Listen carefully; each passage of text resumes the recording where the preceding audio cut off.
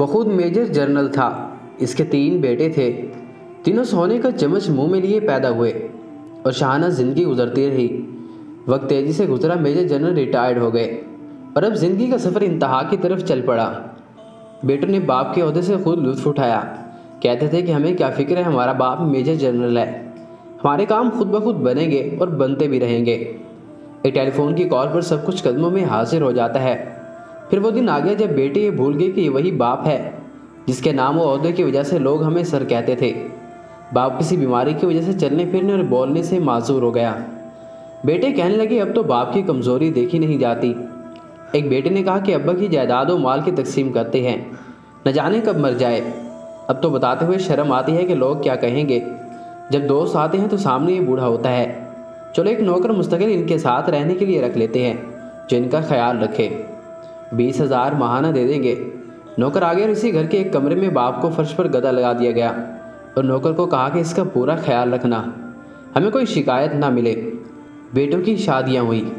ایک نے گرمیوں کی چھٹیاں گزارنے فرانس کا پروگرام بنایا، دوسرے نے لندن اور تیسرے نے پیرس کا۔ یہ ہر جگہ اپنا تعارف میجر کے بیٹے ہونے سے شروع کرتے۔ نوکر کو تاکید کی کہ ہماری 3 ماہ کے بعد واپسی ہوگی، تم بابا کا پورا خیال رکھنا اور وقت پر کھانا دینا۔ نوکر نے کہا جی صاحب۔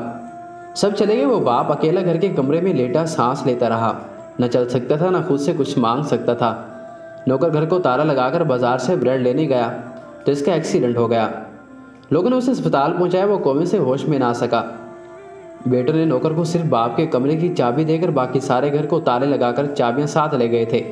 ملازم اس کمرے کو تالا لگا کر چابی ساتھ لے کر گیا تھا کہ ابھی واپس آ جاؤں گا۔ اب بوڑھا ریٹائرڈ میجر جنرل کمرے میں لاک ہو چکا تھا اور وہ چل پھر نہیں سکتا تھا، کسی کو آواز نہیں دے سکتا تھا۔ لہٰذا 3 ماہ بعد جب بیٹے واپس آئے اور تالا توڑ کر کمرہ کھولا گیا تو لاش کی حالت وہ ہو چکی تھی جو دیکھنے کے قابل بھی نہیں تھی۔ عبرت کا مقام ہے کہ ہم کس طرح اپنی اولاد کے لیے حلال و حرام کی پرواہ کیے بغیر ان کا مستقبل سنوارنے کے لیے تن من لگا دیتے ہیں اور زیادہ سے زیادہ دولت جائیدادیں بنا کر ان کا مستقبل محفوظ کرنے کی کوشش کرتے ہیں اور سوچتے ہیں کہ یہ اولاد کل بڑھاپے میں ہماری مدد کرے گی۔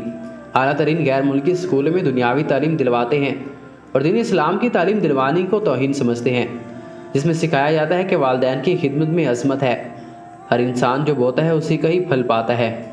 ہمیں بھی سوچنے سمجھنے کی شدید ضرورت ہے کہ ہم اپنی اولاد کو کیا تعلیم دلوا رہے ہیں، کہیں ہمارا حال بھی ایسا تو نہیں ہونے والا۔ اولاد کو بھی چاہیے کہ اپنے والدین کی خدمت کریں جس طرح انہوں نے بچپن میں انہیں پالا اور اس قابل بنایا کہ وہ اپنے پیروں پر کھڑے ہو سکیں۔